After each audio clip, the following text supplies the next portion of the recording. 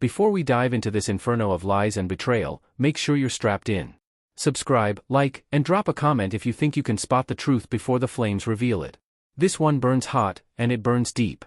The fire was already dying by the time investigators reached the outskirts of South Phoenix. But dying didn't mean quiet.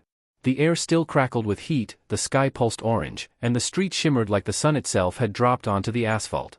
3 houses sat in a row, their windows blown out, their frames barely standing, a neighborhood turned into a charcoal sketch within 20 minutes. Detective Aria Vega stood in the middle of the soaked rubble, boots sinking into the muddy ash. She'd seen fires before. Accidents. Insurance scams. Domestic disputes gone catastrophically wrong. But what she saw here wasn't accidental. It wasn't impulsive.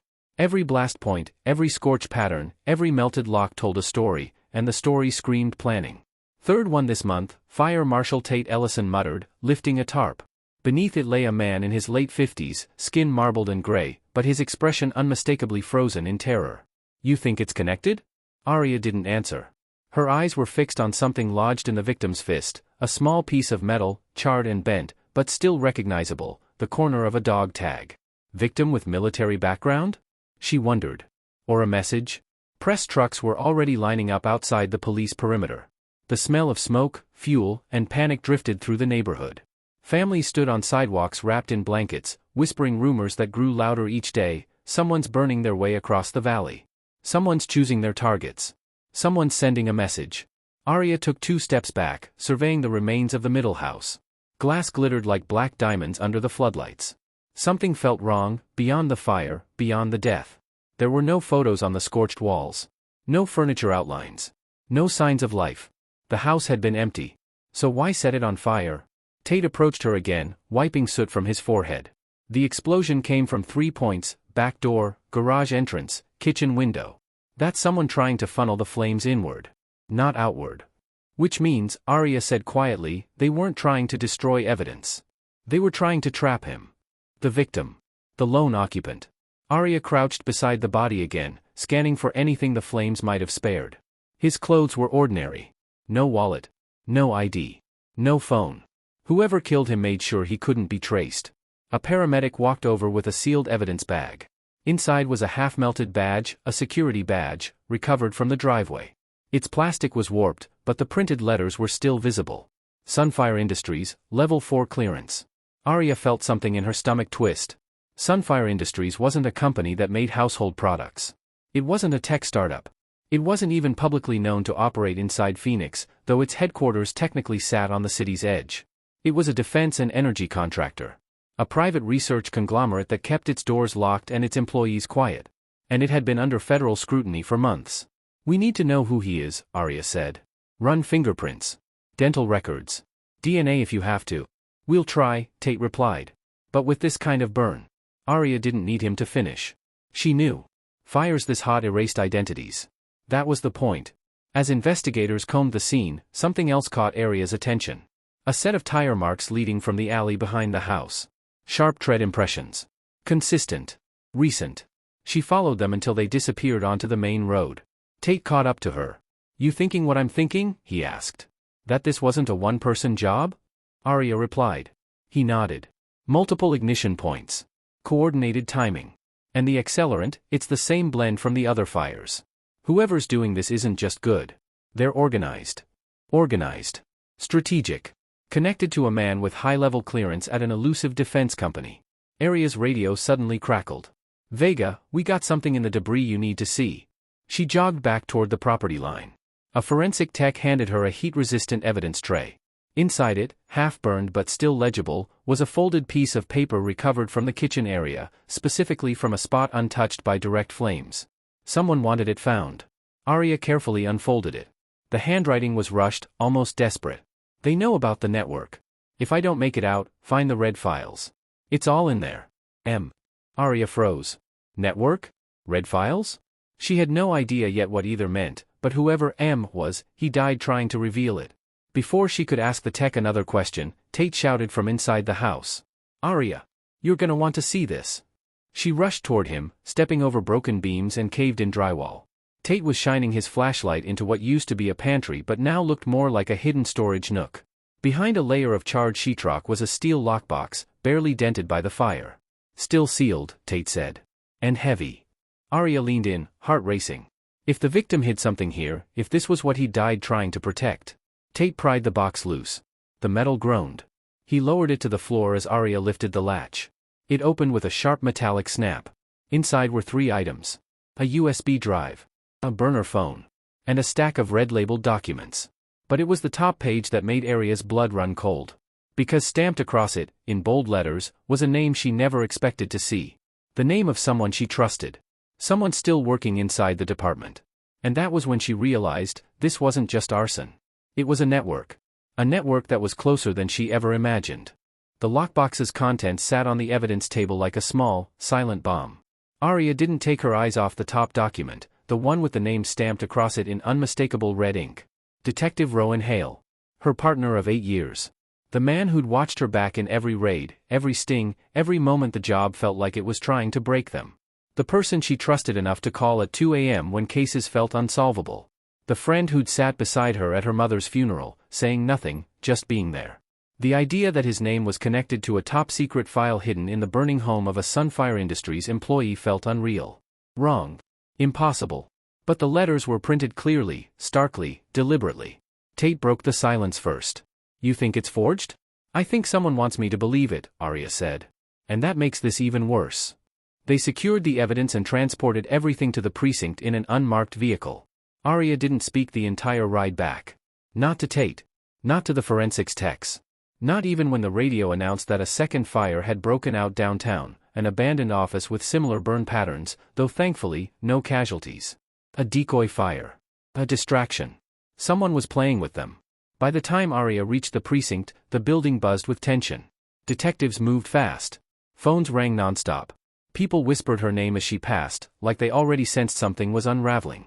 She slipped into interview room 3, locked the door, and pulled out the burner phone from the lockbox. It powered on instantly, no passcode. Just a single message saved in drafts. If I disappear, send everything to AV, trust no one inside. AV. Her initials. Whoever M was had known she'd come for him. Aria connected the burner phone to a secure laptop. A set of encrypted files appeared, spreadsheets, transaction logs, internal Sunfire memos, and what looked like surveillance footage clips. But one folder stood out, Phoenix_Network_established. Her pulse quickened as she clicked it open. Inside were documents linking a series of fires around the valley to a group calling itself the Phoenix Network. But these weren't just arsonists. They were whistleblowers. Insiders. People trying to expose something vast, dangerous, hidden behind Sunfire Industries' walls.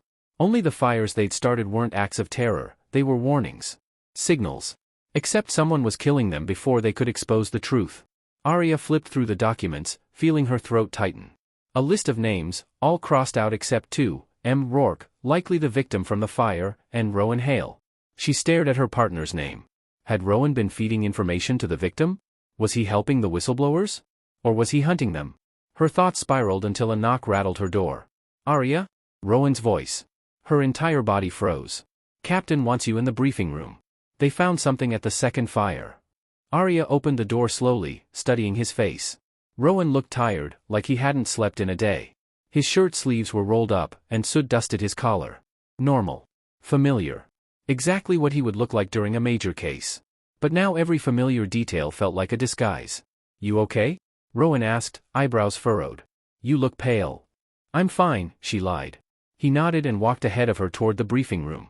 Aria followed, but her hand hovered dangerously close to the evidence bag in her pocket, the one containing the USB drive.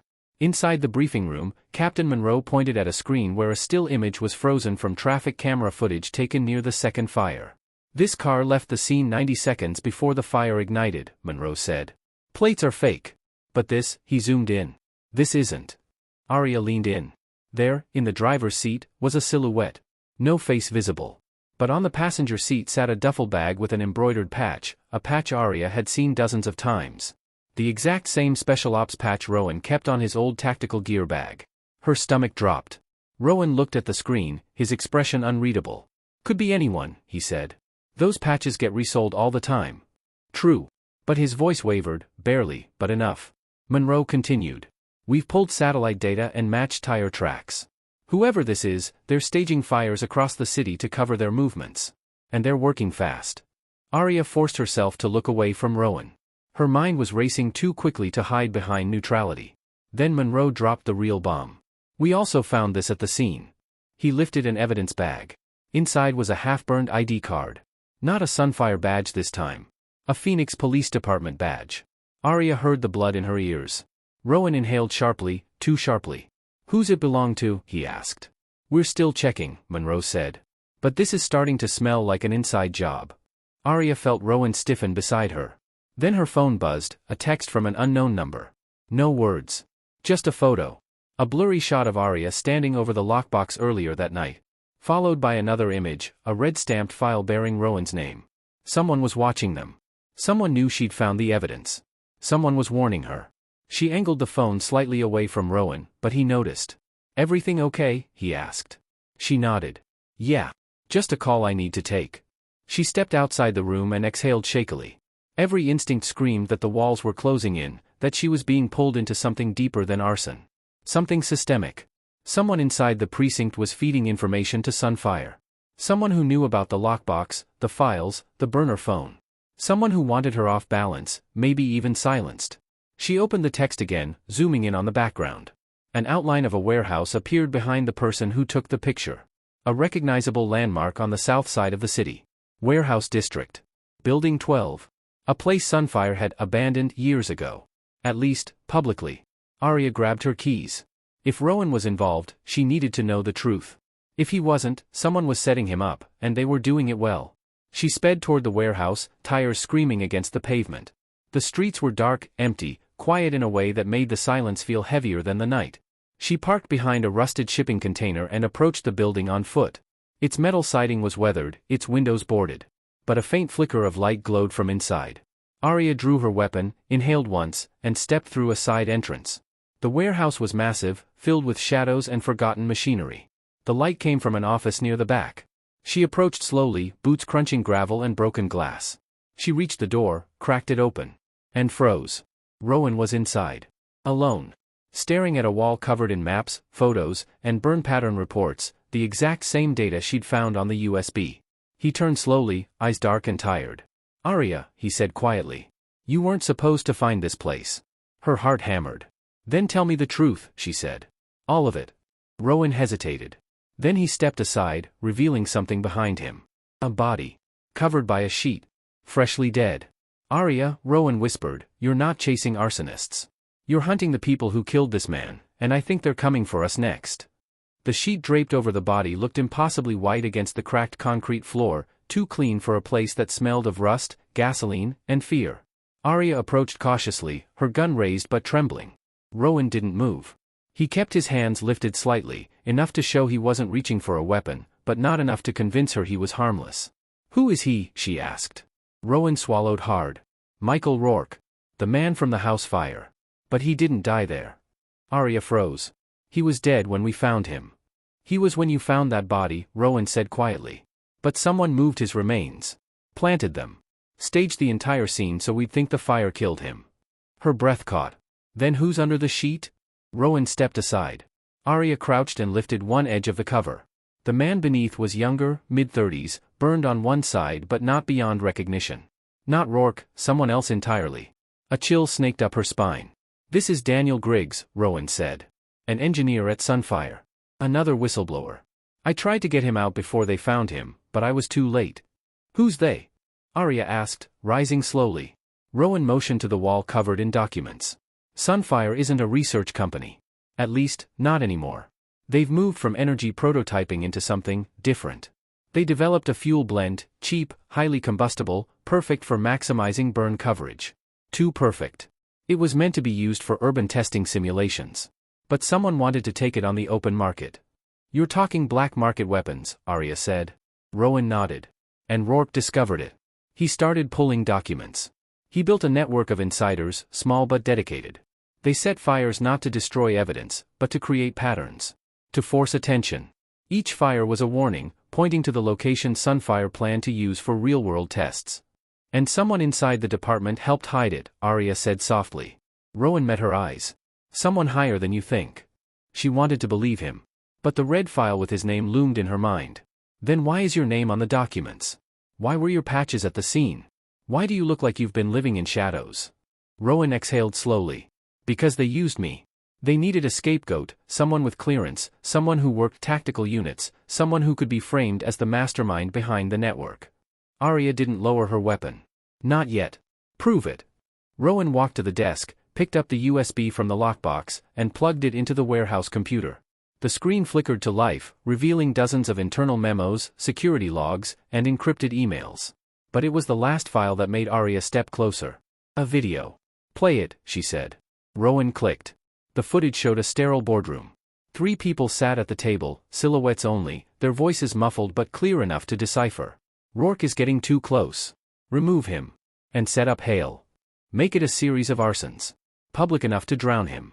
What about Vega? If she gets too close, take care of her too. Aria's skin prickled. They said her name with clinical detachment, like ordering a package for delivery. Who are they? She whispered. Sunfire executives, Rowan said. And someone from the PD. I don't know who, their faces blurred. Before Aria could respond, headlights flared through the warehouse's broken windows. Engines rumbled. Doors slammed. Rowan's jaw clenched. They found us. Aria sprinted to the corner, peering between stacked crates. Black SUVs surrounded the warehouse. Men in tactical gear spread out, moving with professional precision. Sunfire's private security, Rowan said. Ex-military. Ex-contractor. They don't take prisoners. A voice boomed through a megaphone. Detective Vega. Detective Hale. You are ordered to exit the building with your hands up. Aria's mind raced. How did they? They've been tracking the USB, Rowan said. Rourke warned me. It's how they found the others. Gunfire erupted, sharp and surgical. Bullets punched through the metal siding. Aria ducked behind a pillar as Rowan returned fire. The warehouse filled with ricochets and smoke. We're boxed in, Aria said. Rowan pointed toward a stairwell. Not yet.